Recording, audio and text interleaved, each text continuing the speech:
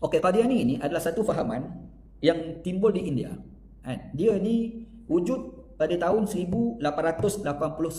Orang yang menimbulkan fahaman ni namanya Mirza Ghulam Ahmad. Qadiani ni yang selalu kita mudah nak faham ni, fahaman yang mengatakan bahawasanya ada Nabi selepas Nabi Muhammad SAW. Nabi itu adalah Mirza Ghulam Ahmad.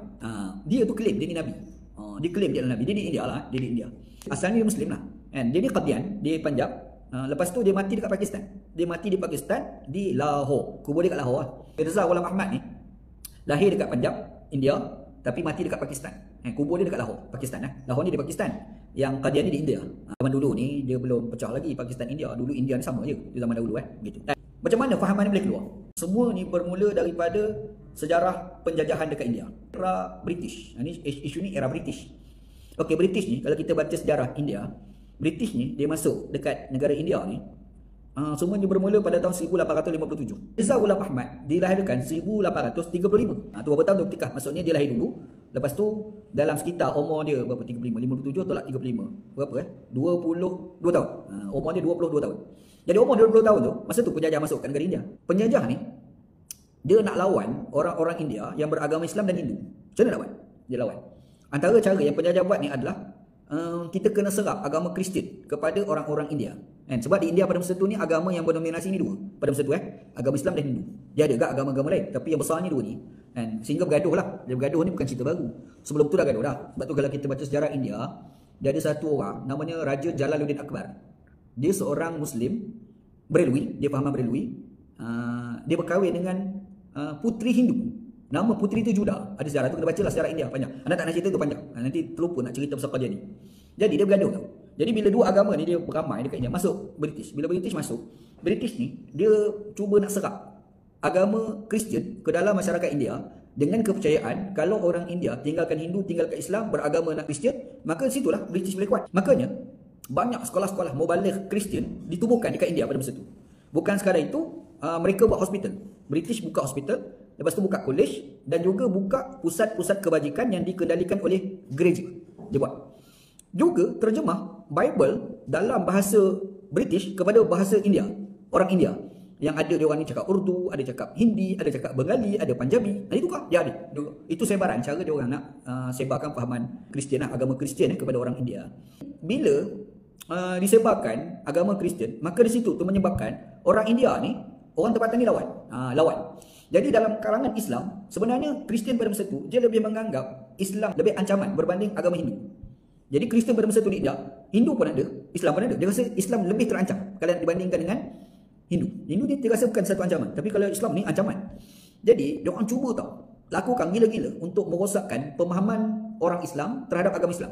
Antara yang dia orang buat ni, dia orang hantar mubaligh Kristian, dia hantar daiyah, pendai Kristian. Daiyah daripada Kristian. Lepas tu kalau kita baca tu ada satu orang dai, pendaiyah Kristian. Ada seorang padri pada masa tu, namanya, anda tak tahu lah bacaan betul macam mana. Pander. P-F-A-N-D-E-R. Jadi dia ni lah antara yang cuba nak rosakkan pemahaman orang Islam terhadap Islam. Dia kritik Quran, apa lagi dia buat, pergi sebar Bible. Lepas tu dia serang konsep kenabian, dia serang konsep nubuah. Sebab orang Islam ni percaya Nabi Muhammad sebagai Nabi, dia ragu-ragukan Muhammad ni sebenarnya bukan Nabi. Sebenarnya macam dia goreng macam tu kan. Lepas tu dia memalukan tradisi Islam dengan cara mengajak tokoh-tokoh Islam berdebat dengan dia. Ada ulama-ulama Islam kan berdebat dengan aku. Lepas tu dia rosakkan, dia cuba nak rosakkan pahaman-pahaman Islam. Bila jadi macam tu, menyebabkan ada ulama-ulama Islam bangkit lawan gerakan mubaligh Kristian. Jadi ada satu gerakan, nama tokoh gerakan tu adalah Maulana Rahmatullah bin Khalilur Rahman Al-Kairanawi nama dia. Dia ni tulis satu buku tu namanya Izharul Haq, nama buku. Buku tu kerjanya adalah untuk menjawab hujah-hujah daripada geng-geng Kristian pada masa tu. Ada anak pun ada. Dia tulis dalam bahasa Urdu buku tu. Dan ada terjemahan ke dalam bahasa Arab dan ada terjemahan dalam bahasa Inggeris. Ada yang Urdu tu, masa anda belajar di Pakistan, anda beli buku tu dalam bahasa Urdu. Dalam buku tu memang dia fokus serang fahaman-fahaman Kristian. Dia jawab satu-satu. Namanya Maulana Rahmatullah bin Khalilur Rahman Al-Kairanawi. Lepas tu ada satu lagi gerakan, dia panggil gerakan Deoban. Gerakan Deoban. Gerakan Deoban ni adalah ulama yang terpengaruh daripada pemikiran Syah Waliullah Ad-Dahlawi. Syah Waliullah Ad-Dahlawi ni dia ni dia sempat era kerajaan Mughal di India. Lepas tu jatuh, dia sempat. Jadi dia ni ulama Islam. Kita pun bisa dengar nama Syah Waliullah Ad-Dahlawi ni.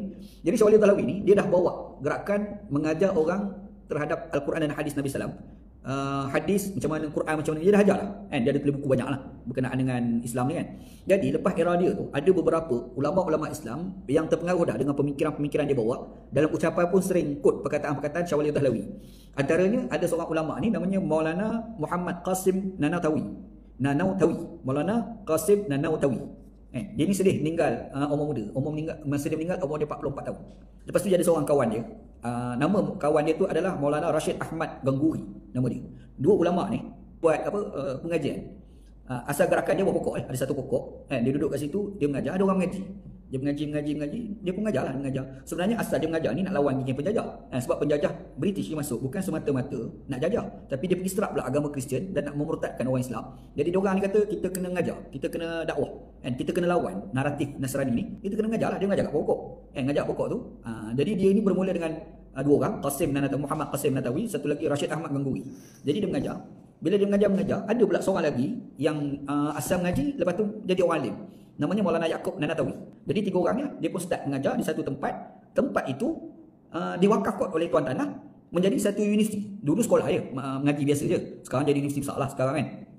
Nama tempat tu lah Deoban. Bilakah Deoban ni start ditubuhkan secara rasmi? 1866.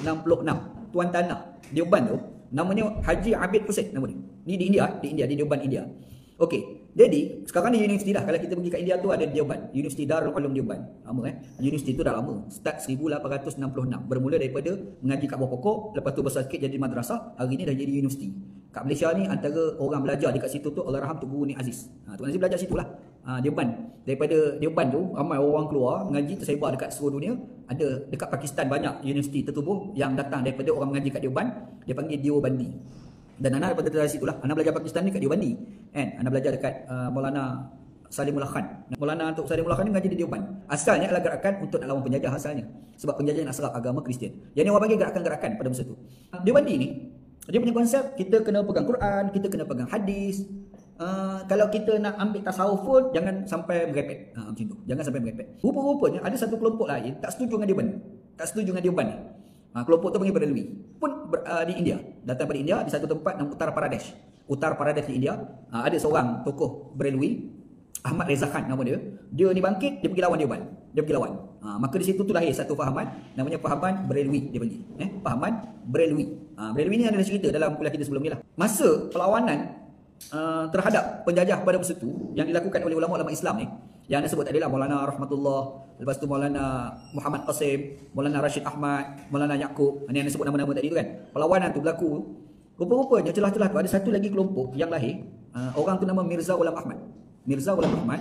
Cuma dia ni menjadi baruah British. Dia jadi baruah British dan dia ni bersekongkol dengan British untuk mencipta kekeliruan orang Islam terhadap agama Islam. Mencipta kekeliruan. Sebab masa tu bila ada Deoban, dia ada satu lagi Maulana Rahmatullah tadi kan, satu kelompok yang kedua namanya Maulana Rahmatullah. Lepas tu sebab lepas pada tu ada keluar lagi satu kelompok, dia bagi kelompok Ahlul Hadis. Ini dia orang ni bukan semata-mata belajar tau. Dia orang ni lahir sebab nak lawan naratif Nasrani. Dia orang ni bila lawan dengan British, dengan penjajah, antara yang dia orang bangkitkan ni adalah soal jihad. Yang kita kena lawan. Apa yang kita lawan ni adalah jihad. And jihad ni bukan semata-mata ilmu, tapi ada jihad persenjataan. Kalau ada orang datang jajah negara kita, kita boleh lawan. Nama lawan pelawan tu adalah jihad. Makanya datang Mirza Ghulam Ahmad, dia mencipta banyak kekeliruan orang terhadap agama Islam. Antaranya dia pergi ajar, dia kata sebenarnya jihad dalam Islam ni tidak ada persenjataan. Kok tu. Jadi jihad persenjataan tak ada sebenarnya. Dia create naratif-naratif tu dia angkat. Dia buat satu pahaman dan ada pengikut.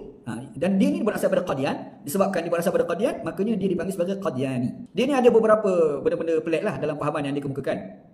Antaranya Mirza Ghulam Ahmad ni dia selalu claim dia ni adalah sebagai mujaddid. Lepas tu yang kedua dia selalu claim yang dia ni statement datang dari ilham daripada Tuhan. Dan gerakan dia bermula dengan kesufian. Gerakan kesufian, dia kata dia dapat wahyu. Lepas tu dia dakwa dia adalah Imam Mahdi. Dia banyak mencipta kekeliruan orang terhadap Quran dengan cara penafsiran dia. Contoh, dia selalu cakap, dia bagi tahu, dia kata dia adalah Nabi, dia adalah Nabi. Maka ini dilawan oleh geng-geng Deobandi dan juga Maulana Rahmatullah tadi tu. Mana boleh kau klaim macam tu? Sebab Nabi akhir zaman ni Nabi Muhammad sallallahu alaihi wasallam. Dan itu memang disebut dalam Quran lah.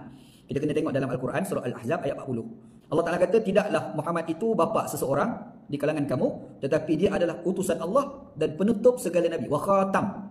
Ayat Quran tu guna kataan khatam. Khatam ni penutup lah bagi segala nabi. Tapi dia pergi pusing makna. Dia kata khatam ni bukan makna akhir. Khatam ni maknanya cincin. Cincin. Diterjemah khatam ni cincin. Sebab ada hadis Nabi SAW, iltamisu walau khataman min hadid. Khatam min hadid. Bagilah mas kahwin walaupun sebentuk cincin besi. Khatam. Jadi dia pergi terjemah khatam ni adalah cincin Nabi. Kita ni faham, seluruh orang Islam faham, khataman Nabi ini adalah Nabi akhir zaman, penutup bagi segala Nabi. Dia kata tak, itu bukan Nabi akhir zaman, itu adalah cincin Nabi. Ni dia pusing takwil. Dia mengelirukan orang Islam dengan mencipta takwilan-takwilan merepek. Lepas tu dia claim, antara dia kata sebenarnya Nabi Isa AS turun, sebenarnya bukan Nabi Isa secara fizikal turun, tetapi orang yang bawa apa yang nak dibawa oleh Nabi Isa. Macam tu. Jadi siapa orang tu? Dia lah. Dia kata dia lah Mirza Ghulam Ahmad. Lepas tu dia pengaruh pengikut-pengikut dia dengan Al-Quran. Iaitu dia baca ayat surah Az-Zukhruf ayat 61. Ayat tu berbunyi wa innahu la'ilmun lis-sa'ah. Tu ayat dia. Wa innahu la'ilmun lis-sa'ah. Dan ingatlah Nabi Isa itu adalah tanda hari kiamat. Dia kata tanda hari kiamat. Jadi Nabi Isa tu tanda. Dia kata tanda. Jadi aku ni tanda. Jadi Nabi Isa ni bukan datang betul-betul. Nabi Isa tu sebagai tanda je. Sebelum dia claim Nabi Isa, dia claim dia Imam Mahdi dulu. Dia kata dia Imam Mahdi. Lepas tu dia pergi lanjut sikit, dia pergi kata Nabi Isa tu dia lah sebagai manifestasi Nabi Isa. Dan orang dia percaya, pengikut-pengikut dia percaya. Lepas tu dia pergi perintah lagi, dia kata jihad ni sebenarnya tidak ada angkat senjata. Jihad angkat senjata ni tak ada. Lepas tu banyak dia punya sikap-sikap dia adalah membela British. Dia bela British. Sebab dia memang baru British. Dia bergerak bawa penjajah. Ulama-ulama Islam pada masa tu sepakat pergi lawan British. Jadi dia ni adalah satu fahaman yang timbul di India 1800 lagi.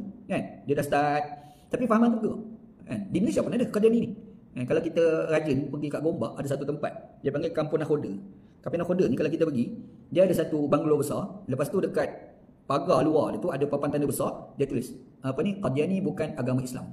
Kalau kita pergi dia boleh tengok lah. Qadiani masa ni kat Malaysia, Qadiani ni ada. Malaysia antara negara yang pernah mengeluarkan fatwa secara jelas menggambarkan Qadiani tidak beragama Islam. Anda kod kat sini, antaranya Majlis Fatwa Kebangsaan JAKIM 1989. Qadiani dan Ahmadiyah terkeluar daripada Islam. Kalau ada orang kata dia baca Quran hadis macam mana pun, ini bukan Islam, ini Qadiani. Qadiani ini bukan Islam. Satu.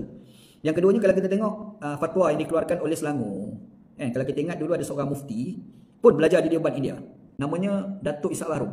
Kalau kita ingatlah, kalau Google jumpa maklumat ni, anda sempat dengan Allahyarham Datuk Ishak Baharom, pernah berkunjung, anda pernah pergi ziarah dia, sembang dia lah pula, meninggallah Allahyarham Datuk Ishak Baharom ni. Datuk Ishak Baharom pada zaman dia pernah mengeluarkan fatwa, mesyuarat fatwa Selangor pada masa itu, memutuskan Qadiani bukan agama Islam dan sebarang aktiviti keagamaan mereka dilarang. Ada. Itu fatwa negeri Selangor. 1992 fatwa tu dikeluarkan. Okey, yang ketiganya Johor 1998. Fatwa tu kata pengikut Qadiani tidak boleh mengaku sebagai Muslim. Kitab mereka perlu dikawal. Tu ada. Lepas tu pada Perak dalam tahun 2000, Perak ada keluar fatwa menyokong fatwa kebangsaan. Tahun 2000 Perak bersidang bincang berkenaan dengan Qadiani, dan Perak kata bersetuju dengan fatwa 1989 yang dikeluarkan oleh Majlis Fatwa Kebangsaan. Lepas tu di Kelantan 1990-an sama seperti dengan JAKIM, dia setuju memang bukan agama Islam dan buat penguasaan melalui enactment jenayah syariah. Itu nisbah kepada negara kita lah, Malaysia. Kalau kita pergi kat dunia pula, Pakistan 1974 Parlimen Pakistan ni membuat keputusan Qadiani secara rasmi bukan agama Islam dan identiti mereka ditetapkan sebagai non-Muslim dalam perlembagaan. Sebab kita tahu Pakistan ni negara dia, perlembagaan dia adalah Republik Islam Pakistan. Dia memang negara yang memang Islam dalam perlembagaan. Jadi bila timbul Qadiani yang ada kat Pakistan, ni nak status apa ni? Muslim ke tak? Jadi Parlimen Pakistan 1974 tetapkan Qadiani bukan Islam, bukan beragama Islam, non-Muslim. Indonesia melalui Majlis Ulama Indonesia MUI 1980-an. MUI Majlis Ulama Indonesia ni gabungan di antara ulama-ulama Muhammadiyah dengan ulama-ulama Nahdlatul Ulama. Dia buat dua badan besar ni, ulama dia berhimpun, namanya Majlis Ulama Indonesia. 1980-an mereka menyatakan ajaran Ahmadiyah. Dia Qadiani ni banyak nama Nama yang paling popular Ahmadiyah. Kalau kita jumpa Ahmadiyah tu jangan salah faham.